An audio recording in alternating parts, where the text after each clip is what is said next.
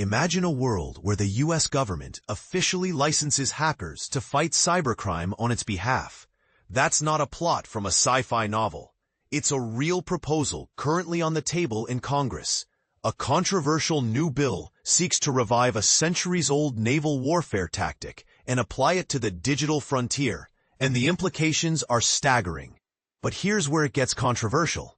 It would essentially create a legal army of private cyber mercenaries. For the first time in over 200 years, the United States is considering the use of letters of marque.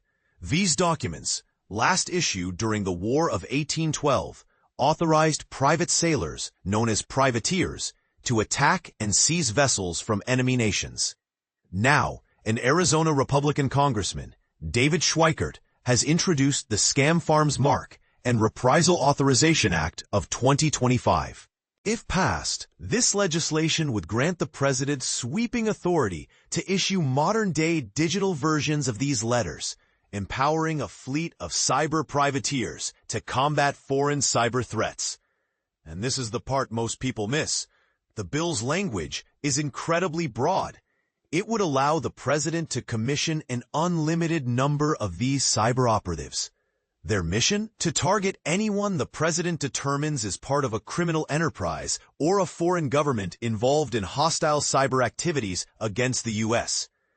Their authorized power includes seizing property and assets located outside of U.S. territory, using all means reasonably necessary. This is a monumental shift in how we conceptualize cyber defense, moving from a defensive posture to a proactive, offensive one. Why such a drastic measure? Congressman Schweikert points to a crisis. He highlights that U.S. citizens lost a record $16.6 billion to scams last year, the highest in a quarter century. He argues that our current legal and defensive tools are simply outdated and ineffective against criminals who exploit international borders and jurisdictional loopholes. Our current tools are failing to keep pace, Schweikert stated, proposing that this constitutional mechanism could bring accountability and restitution to the digital battlefield.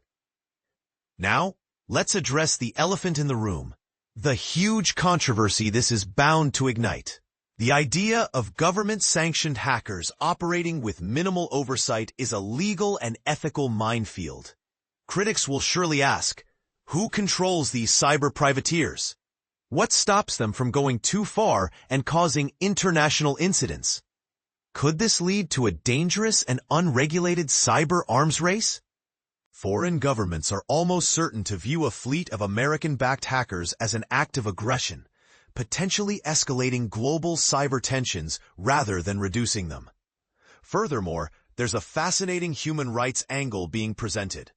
Schweikert's office argues that this isn't just about money, it's about people. His communications director, Mitchell Shedd, pointed to reports of human trafficking in places like Myanmar and China, where victims are forced to work in scam operations.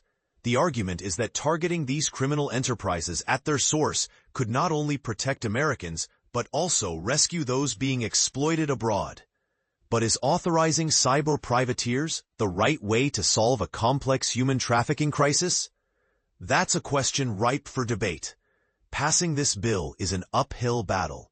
The congressman hasn't yet begun lobbying his colleagues, and it's unknown if the president would even support it. The concept, however, sparks a fundamental question we all need to consider. In the face of evolving digital threats, do we need to reinvent the rules of engagement?